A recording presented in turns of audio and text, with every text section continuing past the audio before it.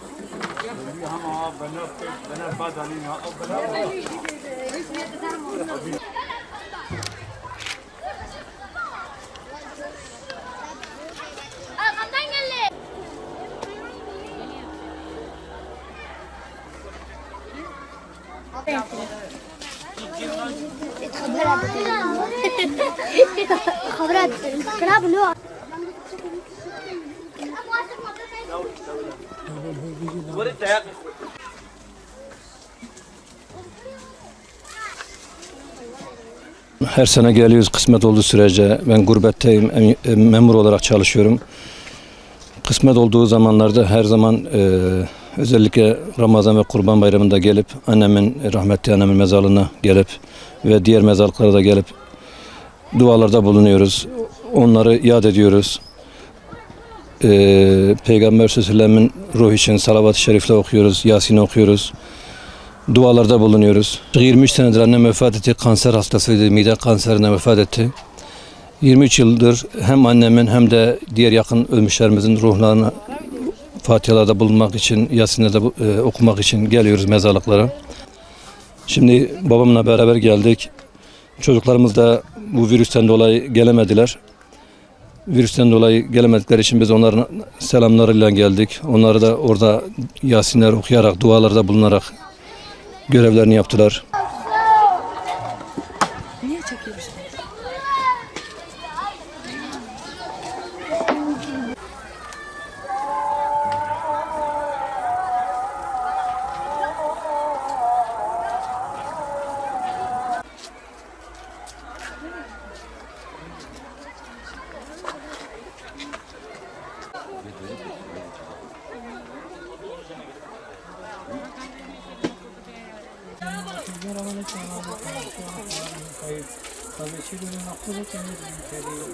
Ee, 1997'de vefat etti.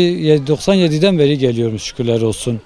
Özellikle elimden geldikçe her hafta gelmedikçe ayda bir özellikle mübarek günlerde kaçırmıyoruz. Rahmetli babamın mezarıdır. Fırsat buldukça geliyoruz. Özellikle bu mübarek günlerde. Tek umudumuz Allah'tan. Rabbimiz Rahim'dir, Rahman'dır, Gafur'dur. İnşallah ölülerimiz, müminlerin, Müslümanların bütün ölüleri Allah bu güzel, bu mübarek günlerin hayrı için, hatırı için Allah onları affetsin. Biz günahkar kulları da Allah hidayet etsin inşallah. Bismillahirrahmanirrahim. Elhamdülillahi Rabbil alemin. Errahmanirrahim. Maliki yevmuddin. Bayramlarda, Arefe günlerinde biz sevdiklerimizi, ilk başta babamızı, Ferhan Taşan'ı ziyaret ediyoruz ve bütün akrabalarımızı ziyaret edip Kur'an okuyup Yasin okuyoruz. Ve de bütün ölülerimize de okuyoruz bu Yasin'i. 9 sene oldu vefat etti. Benim babam da Allah rahmet eylesin çok iyi, güzel bir insandı. Hepimizi de güzel bir şekilde yetiştirdi. Yani bütün insanlardan istediğim, yani bütün kişilerden istediğim tek şey, kimse sevdiğini unutmasın. Herkes mezarını ziyaret etmeye gelsin. Bir Fatiha da dahi olsa herkes gelsin o Fatiha'yı okusun. Biz burada her perşembe hemen hemen mezarlıklarımıza her fırsat buldukça gelmek istiyoruz ve Allah hepsinin mekanını cennet etsin. Ve bu Kurban bayramında, Kurban Arife bayramında bütün ölmüşlerimizin mekanı cennet olsun. Allah hepsinin mekanını cennet eylesin. Ve oldukça her yıl hani Kurban Bayramı olsun, Ramazan Bayramı olsun mezarlıklara geliyoruz.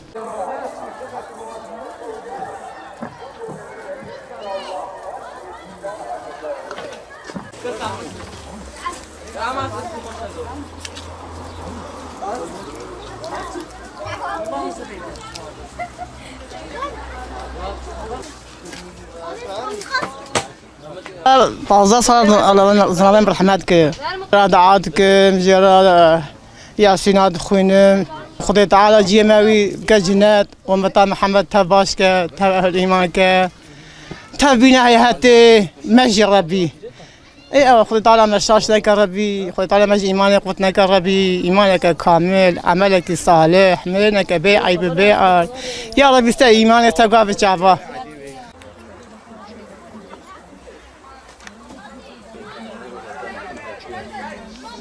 Yani her sene inşallah konfersede benim. Fatihat konuşuyoruz herkes yer inşallah. Tamamen Müslüman ümmeti Muhammed Açıyalı imani. Günde inşallah gelirim. Benim o gün böylendi zaten biz her gün ben devamaya giderim. Gelirim.